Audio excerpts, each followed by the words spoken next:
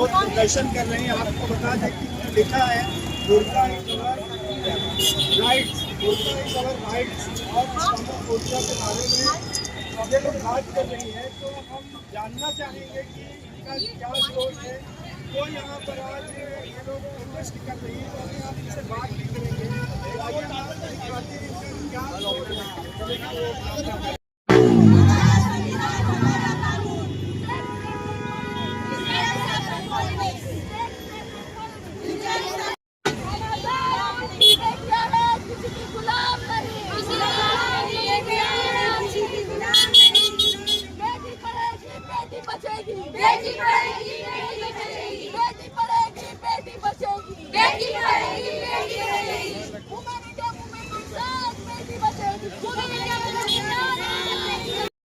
रानी का जो ये स्टेटमेंट है वो बहुत ही अनकॉन्स्टिट्यूशनल, अनएथिकल स्टेटमेंट है। और ये कोई पहली बार नहीं है जो नितेश राणे ने इस तरह का स्टेटमेंट दिया है। टाइम टू टाइम उनके ऐसे स्टेटमेंट्स आते रहते हैं और हम इसकी कड़ी निंदा करते हैं, कंडेम करते हैं। नितेश राणे एक जो है मिनिस्टर है, उनको मिनिस्ट्री और पोर्ट डेवलपमेंट का डिपार्टमेंट दिया गया है। तो उनका ये काम है कि बजाय ऐसे जो है अपशब्द कहने के, एक पर्टिकुलर कम्युनिटी को, मुस्लिम कम्युनिटी को टारगेट करने के बजाय इसके कि हमारा जो संवैधानिक अधिकार हमें मिला हुआ है वो हमसे छीनने के, उनका ये काम है कि वो अपने फिशरीज के डिपार्टमेंट पे, पोर्ट डेवलपमेंट के डिपार्टमेंट पे ध्यान दे तो ज्यादा बेहतर होगा। आज फिशरी सेक्टर का हाल देखिए, महाराष्ट्र में लगभग जो है 4 लाख के करीब लोग ऐसे हैं जो फिशरीज पे और उनके अलाइड इंडस्ट्रीज पर डिपेंड है। खुद हमारे मुंबई में 25 से 30 हजार लोगों का यही रोजगार है। लेकिन आज जो सब्सिडी उनको गवर्नमेंट ने अलॉट की है, 3-3 साल तक उन लोगों को सब्सिडी नहीं मिलती और उसमें बहुत बेशतर जो है महिलाएं हैं, उनका फ्यूचर आज अंधेरे में है। पोर्ट डेवलपमेंट का आप हाल देखिए कि क्या है, जो है सिर्फ मोदी जी के दोस्त अडानी का जो है गुजरात का पोर्ट डेवलप हुआ है। उसके अलावा हमारे इंडिया के जो सी पोर्ट्स है उनकी डेप्थ इतनी नहीं है कि बड़े बड़े सीज को हम जो है होस्ट कर सके। तो उनको इन चीजों पे ध्यान देना चाहिए कि कंट्री का जो है इकोनॉमिकल प्रोग्रेस हो और हम भी चाइना जैसी कंट्रीज के साथ कम्पीट कर सके।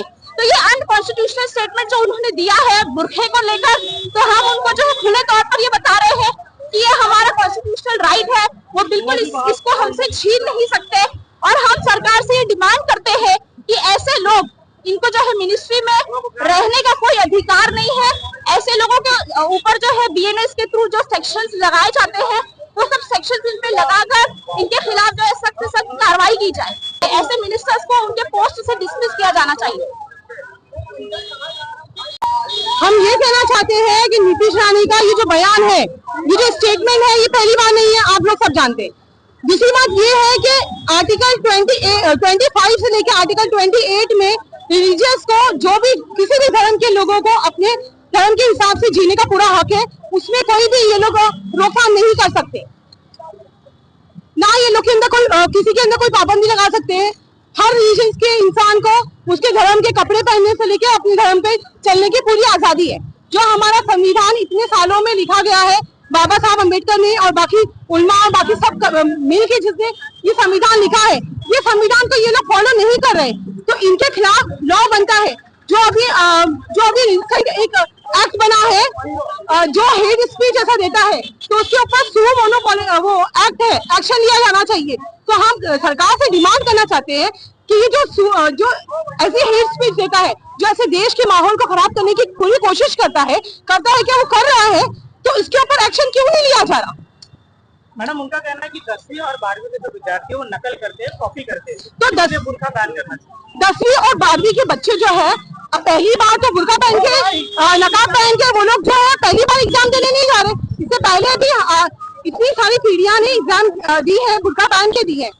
कोई बिना बुर्के के नहीं गया जो मुसलमान लड़कियां जो बुर्का पहनती है। तो ये अचानक से इनको क्यों ख्याल आया? मैम, इनकी जो लड़कियां हैं, स्टूडेंट है, लड़कियां, वो लोग कह रहे हैं कि जो ड्रेस कोड है वो एक जैसा होना चाहिए।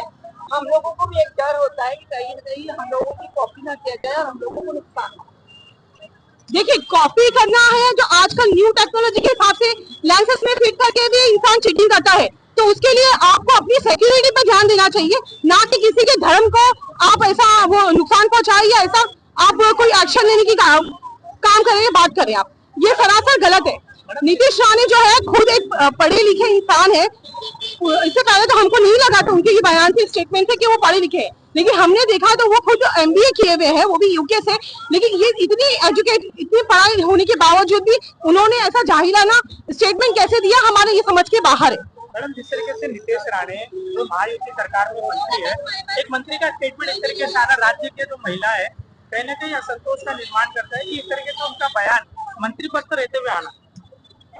देखिए, एक मंत्री का मतलब क्या होता है, हम अपना रिप्रेजेंटेटिव हम रख रहे हैं, एक हमने ऐसी शख्सियत को रखे हैं जो अपने देश में अमन कायम करेगा, जो देश को अपने संविधान के हिसाब से चलाएगा। लेकिन संविधान का मतलब ही ये, जो मंत्री पद पे बैठे हैं ये नहीं जानते, ये संविधान को फॉलो ही नहीं करते, तो ऐसे हमको ऐसा मंत्री हमको नहीं चाहिए। हम सरकार से डिमांड करते हैं कि इनको इनकी पोस्ट से डिसमिस करें। आप पैदल मार्च निकाल के बुगड़ा पुलिस स्टेशन तक जा रहे हो, क्या आप पुलिस को भी निवेदन दोगे? जी, हम ये पुलिस को निवेदन देंगे, क्योंकि हर 2 महीने 4 महीने बाद ये जो अपना नीतीश राणे का है, हमेशा ये बयान आता है कि वो कभी मस्जिद में घुस के मारेंगे, कभी कह रहे हैं कि लड़कियां नकाब पहन के नहीं जा सकती, कभी यूपी में ही चल रहा है कि जो मुसलमान लोगों की दुकान से आप लोग चीजें नहीं लो। तो इसका मुंह तो जवाब कुदरत ने इनको दिया है। जो अभी कुंभ के मेले में जो इनके साथ हादसा हुआ, जो वारदात हुई, इसमें सबसे पहले आके मुसलमान भाइयों ने अपनी मस्जिद का दरवाजा खोला और इनको खाने से लेके कपड़े तक की इनकी मदद की। तो ये कितना भी अपनी पॉलिटिक्स करे, कितनी भी पॉलिटिक्स करे इनको डिवाइड करने की मुसलमान हिंदू को, लेकिन ये लोग कभी मुसलमान और हिंदू को अलग नहीं कर सकते। मुसलमान हिंदू का अपना भाईचारा हमेशा कायम रहेगा।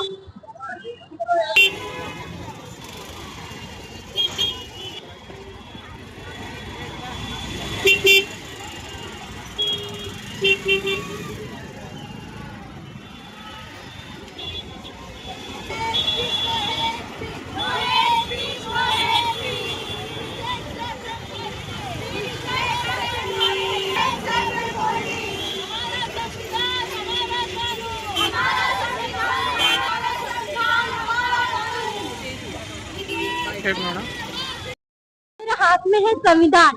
संविधान से बड़ा ये मिनिस्टर हो या PM हो, कोई भी नहीं है। लेकिन जो हिजाब में, जो बुर्के में लड़कियां ना, वो टॉप कर रही है, इनको बर्दाश्त नहीं है। क्योंकि हिजाब में हो सकता है आने वाले वक्त में हिजाब में हमारी बहनें, हमारी माएं पार्लियामेंट में जाए, तो इनको वहाँ पे क्या होगा? वहाँ पे तो कुछ भी नहीं कर सकते। आज एक संविधान से बढ़कर कुछ भी नहीं है। अगर संविधान से अगर वो चलते हैं तो देश में रहने के लायक है। अगर वो संविधान में नहीं है तो उनको मिनिस्ट्री पद तो भी नहीं रहना चाहिए।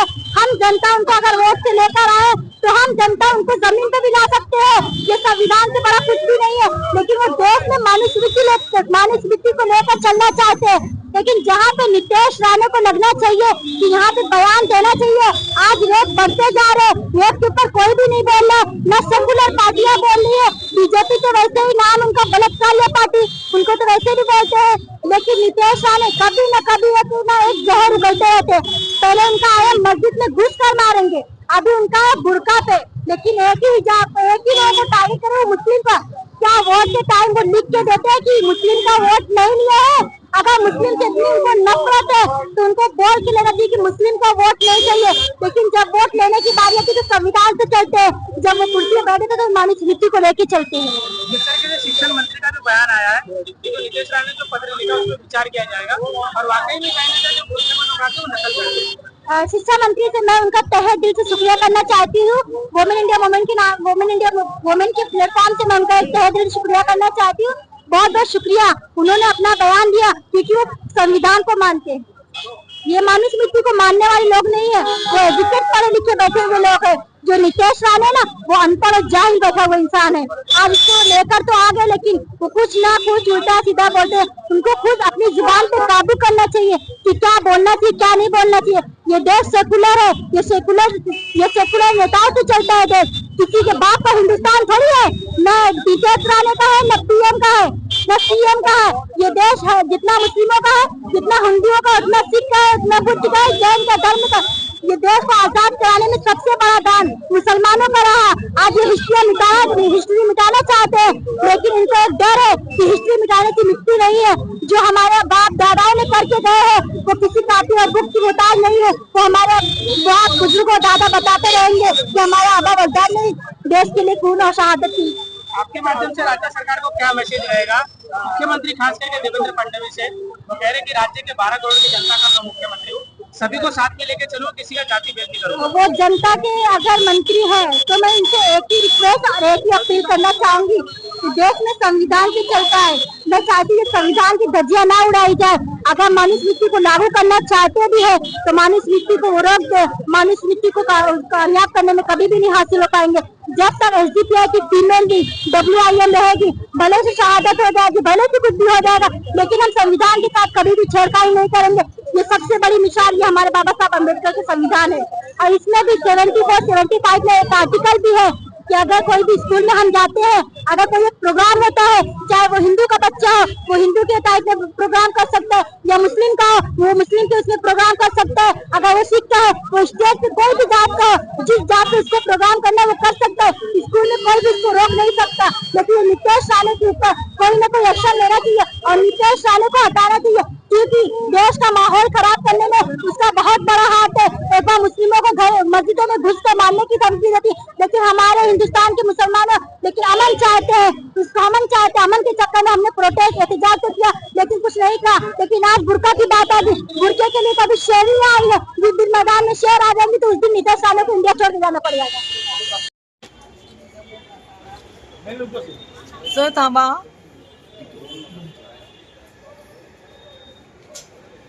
निवेदन घेतल्यानंतर ती मार्क वरिष्ठ पोलीस निरीक्षक यांच्याकडे जाते. त्या साहेबांनी दिल्यानंतर त्या आयओ कडे जाईल. आयओ त्याची इन्व्हेस्टिगेशन करून पुढील कायदेशीर कारवाई केली जाते.